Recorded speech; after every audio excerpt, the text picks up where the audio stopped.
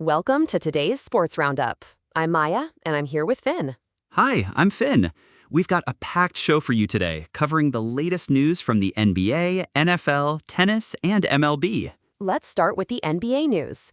Jonathan Kuminga has agreed to a 2-year contract with the Minnesota Timberwolves. That's interesting. What are the details of this deal? The contract is worth $12.4 million, and it includes a player option for the second year. So Kuminga is essentially getting a prove-it deal. How does this fit into the Timberwolves' plans? The reporting suggests that Kuminga will fill the vacant starting power forward slot for the Timberwolves. That's a significant role.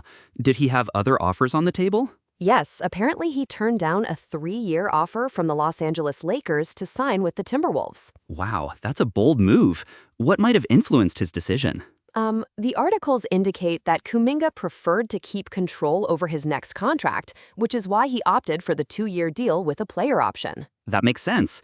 So he's betting on himself and his potential for growth with the Timberwolves. Let's switch gears to the NFL. The Miami Dolphins have traded wide receiver Tutu Atwell back to the Los Angeles Rams. What was the trade package for this deal? The Dolphins received running back Jarquez Hunter in exchange for Atwell. That's an interesting swap. What does this mean for the Rams' receiving core? The Rams are reacquiring a speedy wide receiver who played for them previously. Atwell was with the Dolphins just for a short period after signing as a free agent in the offseason. So he's going back to a familiar team. How might this affect the Dolphins' strategy? The Dolphins are giving up a receiver but gaining a running back, which could potentially shift their backfield dynamics. Moving on to tennis, Karolina Muchova and Jakub Mensik have won the U.S. Open mixed doubles title. Congratulations to them. What was the final score in the championship match? They beat Belinda Bencic and Flavio Cobolli 6-3, 1-6, 10-6 in the final. That was a thrilling match, especially with the comeback in the third set. Did they have a tough road to the final? Actually, yes. Muchova and Mensik saved 2 match points in the semifinals against Mira Andreeva and Andrei Rublev before making it to the final. That's incredible. They must have been under a lot of pressure. The reporting highlights that Mensik sealed the win with a searing ace to the backhand corner. Let's head back to MLB. The Los Angeles Dodgers' Roki Sasaki is headed to the injured list with a blister on his finger. Oh no, that's not good. How serious is the injury? Sasaki exited his last start against the Braves due to the blister, and he's expected to be on the injured list for at least 15 days. That's a significant setback for the Dodgers' rotation.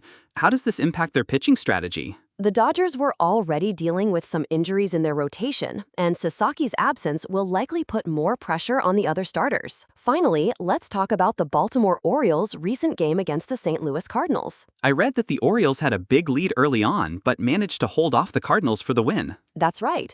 They took a 7-run lead in the second inning, but saw the Cardinals mount a comeback, eventually winning 8-7. What were the key moments in that game? Christian Encarnacion Strand hit a tie-breaking RBI double in the 9th inning, securing the win for the Orioles. Wow, that must have been nail-biting.